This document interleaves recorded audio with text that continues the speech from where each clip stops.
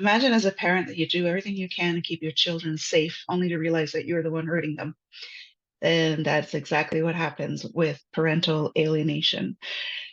That's what we're going to talk about today. So, those who don't know me, my name is Danielle C. Baker. I am the founder and CEO of Being Connected. I'm also a registered early childhood educator with 20 years of experience in the field.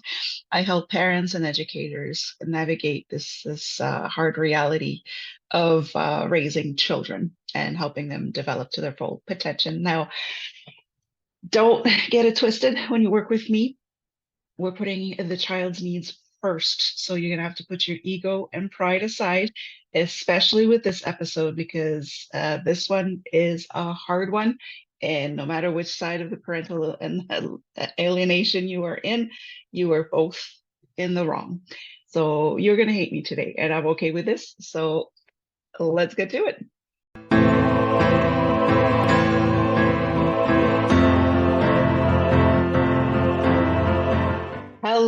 Hello, hello. Welcome to the Talk to Danielle podcast. I am your host, Danielle C. Baker. And before we get started, be sure to like, follow, and subscribe to whichever channel you are listening or watching from. And of course, with season two, this episode is brought to you by the Self Esteem Doctor Online Academy with the amazing Dr. Simone Alicia. There's a wealth of resources in there to help with your child's self-esteem, confidence, and everything that helps your child is wonderful. I'm going to add the link in the description and in the comments as well, so you can check that out.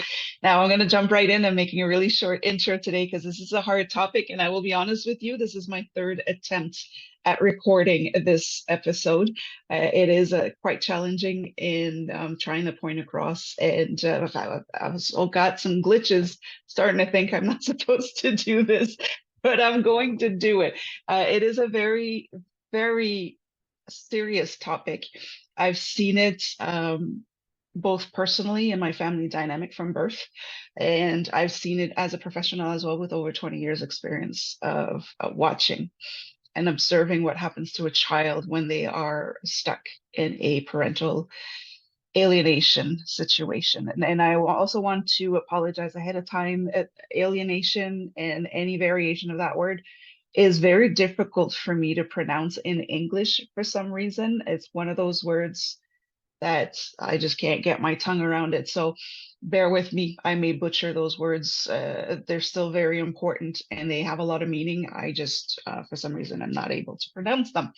So for those, I actually am going to start by, because this episode is about the impact on the children, the first part of this episode will be about what happens to a child when they are stuck in a parental alienation, here we go, situation. And then I'm going to talk to both sides of both parents and what your role is in that and what you need to do to get yourself out of that, whether you're the alienator or the alienated. And so for those who are not quite sure what parental alienation is, it is basically when one parent turns the other child, their child, so a parent turns their child against the other parent. And this is where I'm going to trigger a lot of you. It's for your own personal gain. You can have all sorts of reasons. You're originally maybe wanting to, uh, keep your child safe. But when it comes to turning a child against the other parent, it no longer is about protecting that child from the other parent. And so it's for your own personal gain. And we're going to get into that. It is purely a manipulation tactic. And most of the time, the children will get caught into a triangulation dynamic, which is in itself a form of abuse. So let's get this clear. Parental alienation, no matter what your situation is, once you start turning a child against the other parent, it is purely abusive behavior. And this is where I'm going to trigger a lot of people. So before I go into, I'm going to explain why it is abusive behavior. It is full on abuse, no matter which side of the parental alienation you're on. And before I go on, you're going to have a lot of yeah, but I work with a lot of people on this, and that comes up. Yeah, but in my situation, yeah, but in this situation, yeah, but you don't understand what this other parent is doing. And I'm going to stop you there. If you are throughout this episode, keep having this yeah, but in your head, just know that you are an abuser. You may not know it, but now I'm telling you, you are. Because again, parental alienation is a manipulation tactic. You're using your child as a pawn, you're turning them into a puppet. And so the yeah buts, you can say all you want in the comments, but just know that there's something there that you need to work on so that you are not putting your child into a abusive situation or an abusive environment. So that's what it is for a child. Now, again, I'm going to say in a situation where you are in danger and the child is in danger, so the other parent is extremely violent, extremely abusive, you need to do what you have to do to keep your child safe. I'm not disregarding that at all. I've seen situations, I've lived it personally with a friend of mine where she called me up in the middle of the night to say, he just called, he's on his way. He says he's going to chop me and the baby up and throw us in the river. You need to do what you have to do to keep your child safe. What happens with parental alienation is that you keep dragging it on. It's like a smear campaign now for the other parent. So just know that if you're working really hard at keeping the other parent out of the child's life, you need to stop talking about them. If they don't exist in the child's life anymore, then stop mentioning them, stop bringing them up. It's over. So if a child keeps asking you, whatever happened to mommy, whatever happened to daddy, what's going on? They start asking questions. All you need to say is, it's right now, it's just not safe to have them around. That's it. No explanation, no big, you know, pleading your cause. You're not in court with your child. You don't need to prove your side of the story. You just say at this moment, it's just not safe. And if they're a little older, you say if this changes, if you're in mediation or whatever, you could just say if this changes, then we can see what happens. Especially for children who knew the other parent very well, they were attached to them. Just say that right now it's just not safe for them to be around. But if that changes, we'll see. That's it. You don't need to tell them what they did. You don't need to tell them how rotten they are or how rotten you think they are. You don't need to tell them how they hurt you. That's abuse. Protecting your child from violence, that is your duty as a parent. But dragging it on and smearing, going on with the smear campaign, that's abuse. That's the difference. So for a child, what happens when they're caught in that kind of situation, no matter what the situation is, the one I gave you is very extreme, where the child's life and the mother's life is in imminent danger. It could also just be a infidelity situation where the one that was cheated on is now very hurt and feels betrayed, and they just can't cope with it. And that's how, to protect themselves and their pain, they just try and shut that other parent down. No matter the situation, you have to understand, and this is scientifically proven. It's in all of the psychology textbooks. A child cannot see fault in an adult. So for children, that's why they're very easy targets when it comes to abuse, is that for children, adults are perfect. They're the ones taking care of them. They're the ones keeping them alive. So there's this natural instinct of survival makes them believe that this adult can't do any wrong because they're the reasons why they're alive. They feed them, if you're a child, the adult feeds you, they care for you, they fix your boo-boos, they give you love and affection. And a child sees that as a superhero. So if they can't see any wrong, the adult could be into substance abuse, it could be like I said, it's aggressive or violent. There's that there's nothing wrong with the adult. So obviously there is something wrong. So they go inward and they automatically believe that it's their fault. They did something wrong. The parents were getting along just fine in their heads. The parents were getting along just fine before they came along. So now they believe, because they're being torn for both sides, they believe that it's their fault. If they hadn't been there, if they weren't alive, the parents wouldn't be fighting. The other parent wouldn't have turned bad. or would have developed bad behaviors. Now we know this isn't true, but this is what goes on in your child's mind. This is what you need to understand. No matter what you say or do about the other parent, they're going to think it's their fault. They're going to think that it's on them. So this is the impact that parental alienation has on a child, is that they are going to keep thinking, what's wrong with me? Why am I so bad? And then they're not going to be able to find the reason why, because they haven't done anything bad. So they're going to think they're the most rotten person in the world. And you know what that does to a child on a emotional level, on a social level, and even in a cognitive level.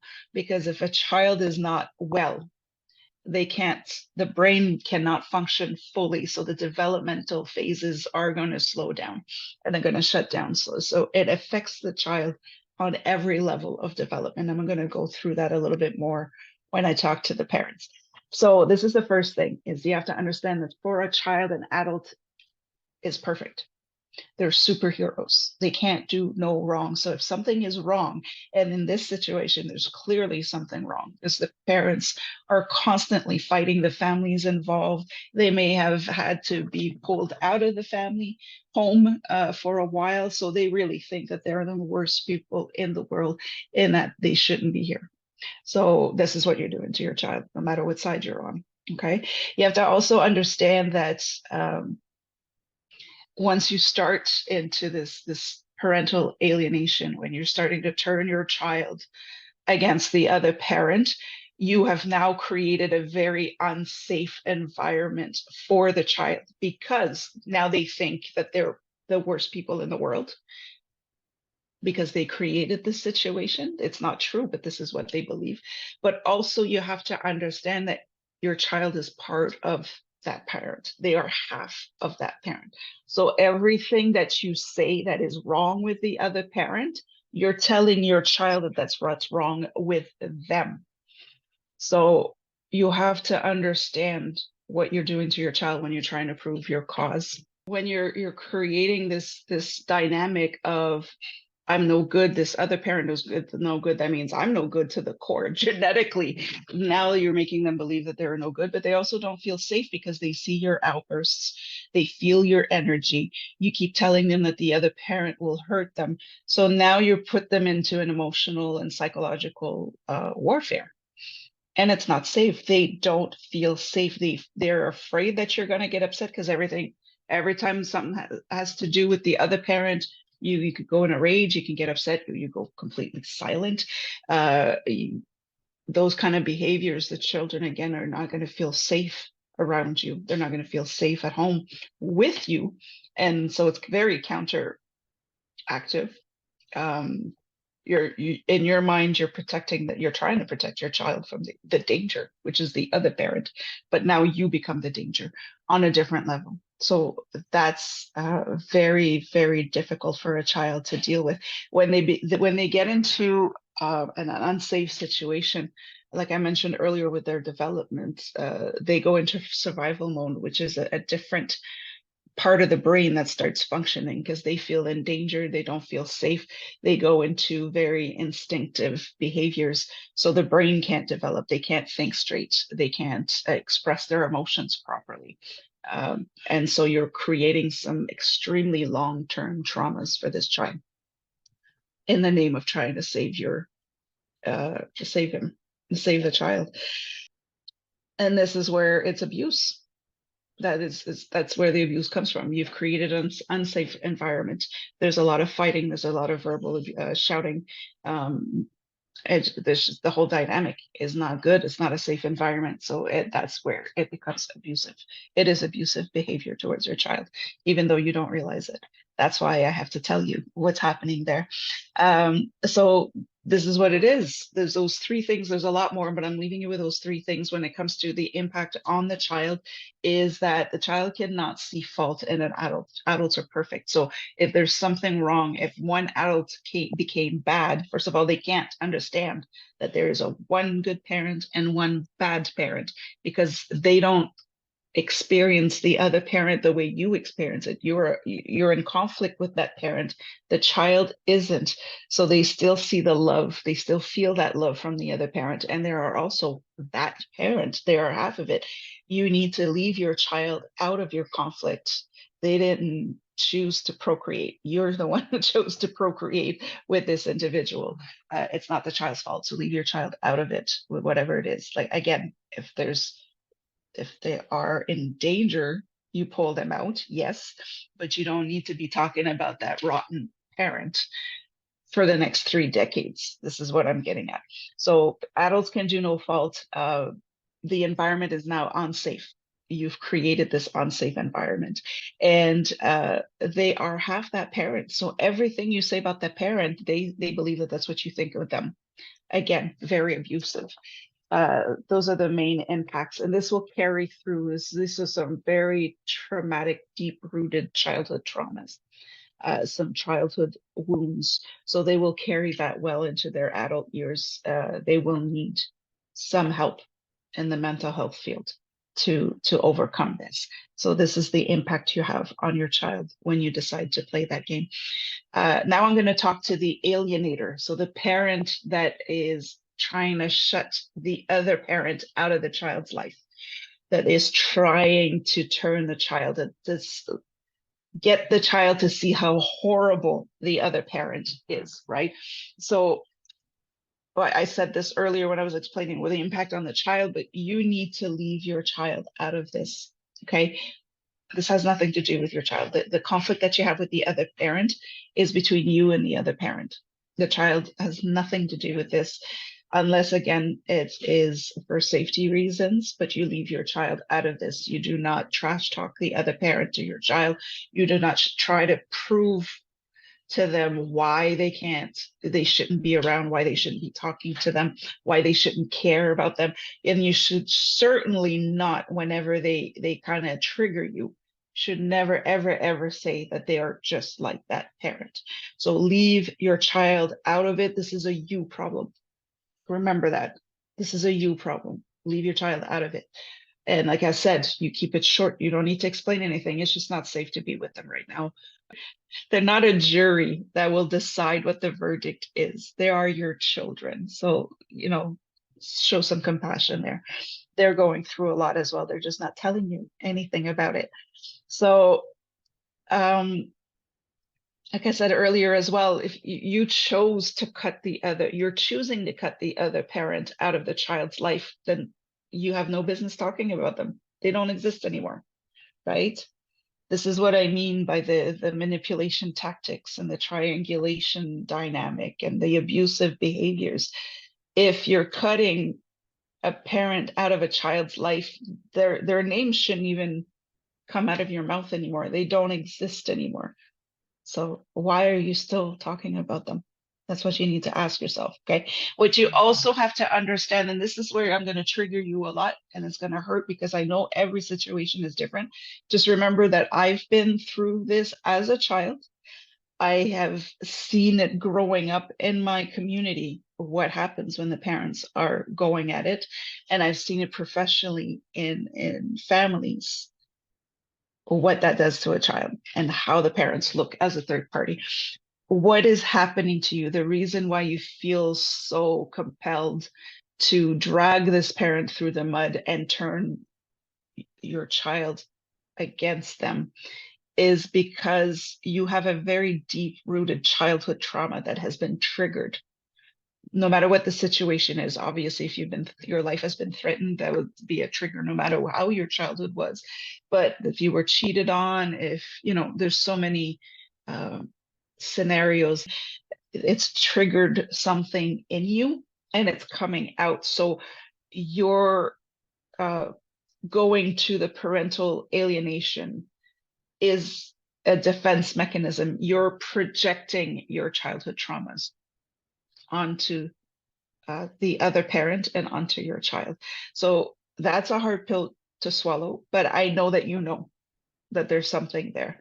Doesn't matter what kind of childhood you have, if that's your go-to, there was something there. So get the support that you need to get over that, so that you're not passing that on to your child and expecting your child to clean up that mess, and then just creating this generational pattern. And this is what I do. I break patterns, I break cycles. So let it end with you. If you're in that situation, try the best that you can.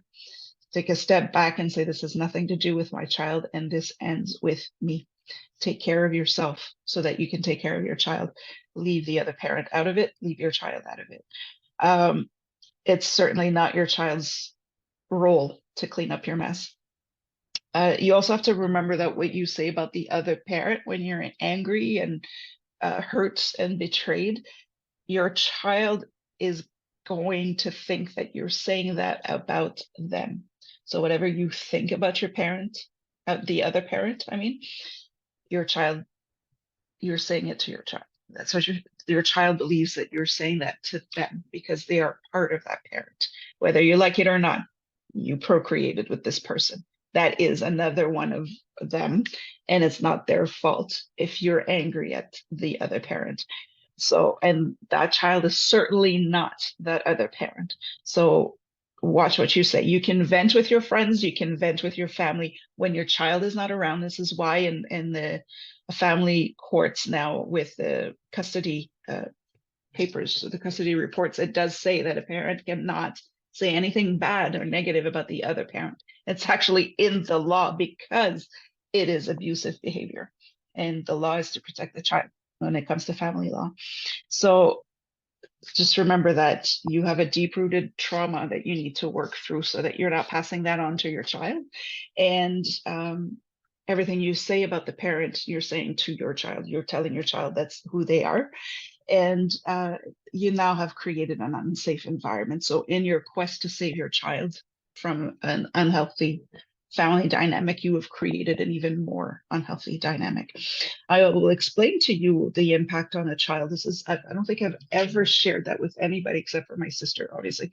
But my personal experience, I will remember from there's this one incident that happened when I was about 8 years old, maybe 7, 8 years old, around that time, that shocked me. And I'll explain why. Um, it was on the weekend. We were meeting up. My mom, there was a meeting point where our dad was picking us up for the weekend. And I don't know what happened. My sister and I were in the car, and my parents just blew up. So they were just shouting, screaming, like, out of the top of their lungs outside. And my sister and I were just waiting for the storm to pass. Obviously, it would have been, you know, something that we were used to at that point. And they were just shouting and shouting and shouting. And then my dad came in, just like huffing and puffing. And he just took a deep breath and he just told us, said, I'm so sorry you had to see this. I promise you, this is the last time you get to see that. And it hit me then at the age of 7 or 8 years old that that behavior was not normal. That's what hit me. It wasn't the fact that my parents were fighting. It's not that they were shouting, calling each other names. It wasn't the fact that my father was apologizing for something that he had done. It was the fact that at that moment I realized that that behavior, that dynamic in a couple was not normal.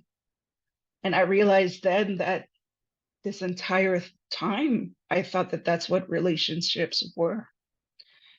So when I say the impact is deep, deep, deep on a child, you're showing your child what to expect out of a relationship when they grow older. And it's rough. It's really rough. So just keep that in mind. This is an example from my own personal.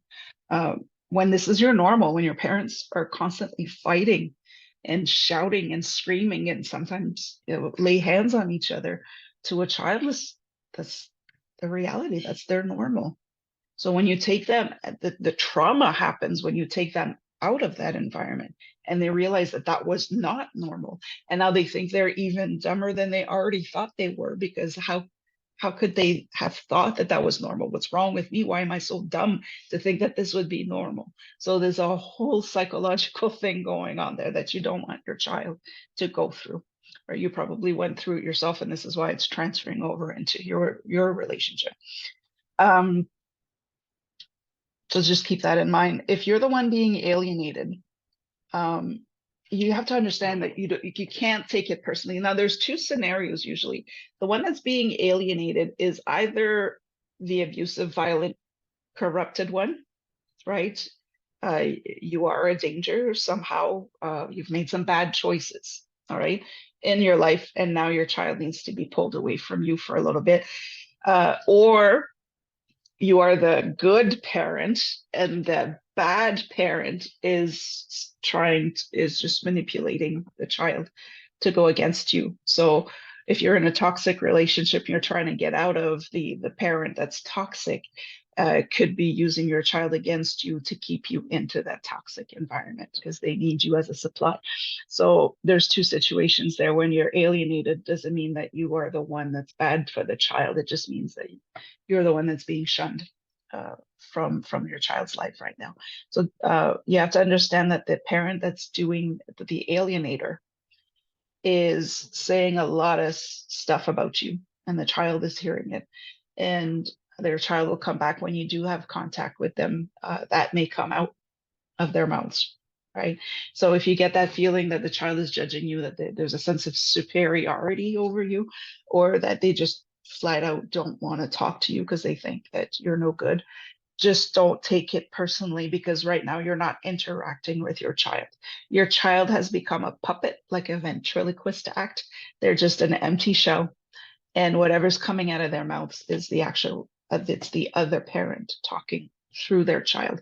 They have conditioned, they have groomed, and they have brainwashed their child into saying these things to get to you. So don't take it personally. At that point, you are not interacting with your child. It's not your child that's in front of you. And that's the most devastating thing. Once you realize it, that your child is no longer your child. It's no longer a person. It's a puppet, a pawn, whatever you want to call them. So you don't take it personally. Also, don't take it personally if the child chooses. If there's an opportunity where the child can choose which parent to go with, and they choose the alienator, don't take it personally. Most of the time, the majority of the time, the children, when they're put in this situation where they have to choose, and that's another manipulation tactic, and it's another abusive behavior. When the parents sit the children down and say, okay, who do you want to live with? Mommy, daddy, whatever. First of all, the child can't make that decision because they're in survival mode. They can't make decisions. They can't solve problems. If it's with the courts, they don't have a say. They don't have a word in it either. But if they choose, most of the time they choose to go with the alienator because they don't feel safe. And they're afraid of the consequences if they choose you. They're afraid that if they choose you, the alienator is just going to go even angrier, and they're afraid of that. They're in survival mode right now, so they're doing everything they can to stay as safe as possible. So that's why they will choose the alienator. The other thing that's going to happen too is they probably are doing it to protect you. So imagine that your child now feels like it's their duty to clean up your mess. Okay, so this is the impact that has on the other side. They will choose the alienator because they're afraid that if they choose you, you will get into even more trouble. And so they will take the hit, they'll take the bullet for you. Imagine that dynamic, right? It's a whole other picture now, isn't it? So don't take it personally. Your child is just trying to protect themselves and protect you. Um, don't give up on them. That's going to be hard for you to hear your child call you whatever names they're going to call you, to your child to refuse to take your call, your child's ghosting you, not replying to your texts, um, saying to your face that they hate you, that you're the worst thing on the planet. A lot of the times after a while, when you try and try and try to have contact with your child, but they just turn you down, they shut you down, you're going to, at one point, you're going to say, well, that's it. They don't want me around. I'm just going to step down, uh, you know, and that's one of the worst things you can do at that point, because again, don't forget that your child doesn't hate you. They just have to play that game. They're wearing a mask. So if you're stepping down at that point, if you give up because they're not returning your calls, or you give up because they don't want to come with you on the weekend. Now you're creating abandonment issues with the child. You gave up on them. No matter what, they were trying to save you, and you turned your back on them. You gave up on them. So stay consistent. You're gonna have to put in the time. Keep sending those happy birthday messages. Keep telling them that you love them. When there's something, maybe you're not allowed to go to the school functions or the competitions or whatever. Send them a message to say you're proud of them. Keep doing it, even if it's dead air. Keep doing it. Time has a way of showing a child the truth. So it may take years, it may take a couple of decades, but believe me, your child at one point will understand what happened, and they will see the truth, and they will appreciate the fact that you never gave up on them. So just remember that you don't want to create on top of all the other issues that are being created for this child. You don't want to be creating abandonment issues either. Okay, that's going to be harder for them later on in the years. Seek help, get the help. There's some serious trauma that is happening for your child that's going to carry through well into the adult years. Seek help in the mental health field to see how you can, first of all, work on yourself. You also have issues. To get yourself into that kind of situation, there's something there that you need to work on. So get the help that you need, get the support that you need. If your child needs more support at school, if your child needs psychological evaluations, or yourself, check on yourself. If you did have a bad moment, if you made some wrong choices, work on those, clean your mess, get your shit together, right? That's the best thing you could do for your child, to show them that you do care about them. Okay. And show them that you are a good person, that you've made some bad choices and bad decisions, but you are a good person. If you're the one that's being targeted from the toxic parent, to be manipulated, then stay consistent and get the help that you need, again, from your past traumas, to understand why you got yourself into that kind of relationship to begin with, and show your child that you do care for them, and that you're there for them no matter what. So either way, get the help that you need. For the parent that's being alienated, you work on changing some of the behaviors. You will often get blamed for things, very, very trivial things, kind of petty sometimes, like, oh, he brought the kids outside to the park without a jacket on, and it's, minus a million degrees out, and we've heard them all. Or they just put the kids in front of the TV all day. They don't take care of them. They don't do anything with them. They just sit and play video games all day. You're going to hear things like that. So change the behavior a little bit. Go to the park, bring a jacket, pack an apple in the lunchbox to make sure that you're healthier, and just have those family dinners at the table. A little bit of time together. That's not screen time, if that's what you're being accused of. So make the effort to change some of those behaviors, because if you end up in court, the courts in those kind of situations are going to want to see parental cooperation, right? Not parental alienation. So if they see you making an effort into creating a safe environment for your child, this will be helpful for you as well. One thing, this is what I'm going to leave you with this on this one, my dear alienated parent. Do not attack the other parent. The other parent is attacking you. And don't reciprocate. Don't go tit for tat. Okay. Do not do that, because now you're creating that triangulation tactic, and it's only your child. This is what I call a lose-lose-lost situation with the triangulation. Lose, lose, lost situation. So parent, the alienator loses, the alienated loses, and the child is lost. So it's a lose, lose, lost. You've lost the child emotionally, you've lost the child psychologically, and you may have lost the child physically as well. So do not attack the other parent for that reason.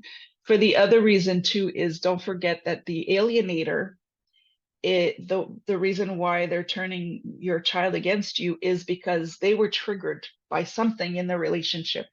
There's something in the relationship that triggered a childhood trauma. So whatever that is, even if you don't understand it, your presence in the relationship triggered a childhood trauma that led to this.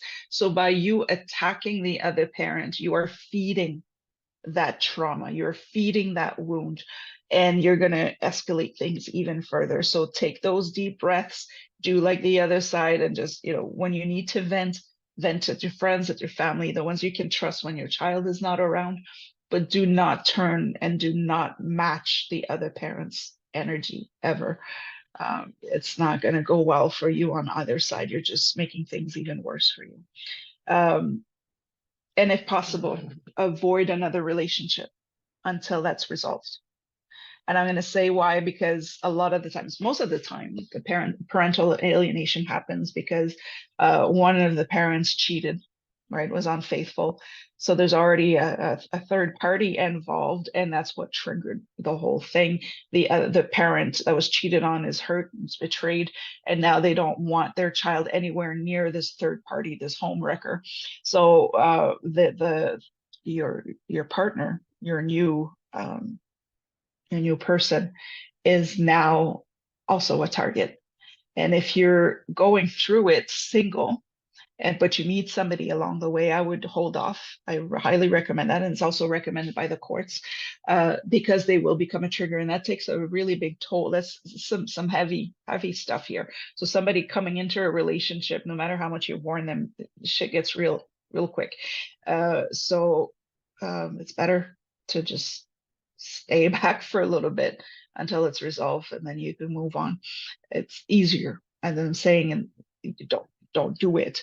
If you have to do it, do it. But just let it's going to make things harder for you and your child and your new person. So keep that in mind. And I'm going to end that with a message to both parents. So the alienator and the alienated. Just doing everything you can to get your child out of that situation is not the same as going into a power struggle with the other parent.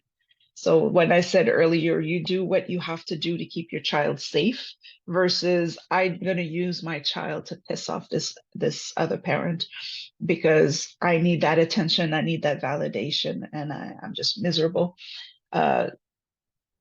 That's not the same. So it's a power struggle. Now the child is going to be ripped in half. You've both have become narcissistic parents. That's what it is. So the child is being ripped into by narcissistic parents. And that's what I mean by the lose lost situation. The child is lost for life. There's some serious trauma going on there. So just keep that in mind. Get your shit together. I usually don't swear on my podcast, but for something like this, it's really serious. Get your shit together. Both of you, come on. You're grown adults.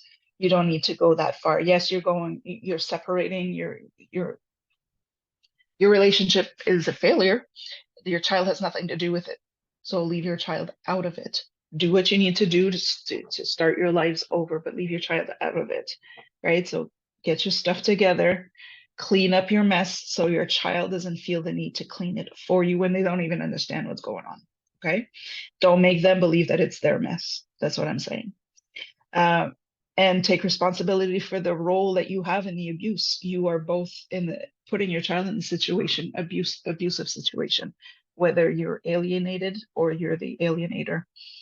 You're both taking part in this abusive behavior towards your child. So take responsibility for your role in it, no matter whatever happened, and leave your child out of it. So I'm going to leave you with that. I know this is really heavy. It's really hard. And I'm sending you lots of love. I'm sending your child lots of love. And if you need any more information, like I said, every situation is different. I've seen way too many situations in this case. And reach out. I could do a Q&A. I could do a live session to go into a little bit more details, but I'm definitely there for you. And most importantly, I'm there for your child. So I'll leave you with that. Don't forget to like, subscribe, and follow to whichever channel you're listening or watching from. And don't forget to check out the Self-Esteem Doctor Online Academy. Um, Absolutely amazing resources that can help you with this situation as well. Until then, stay safe, stay awesome, and we'll talk soon.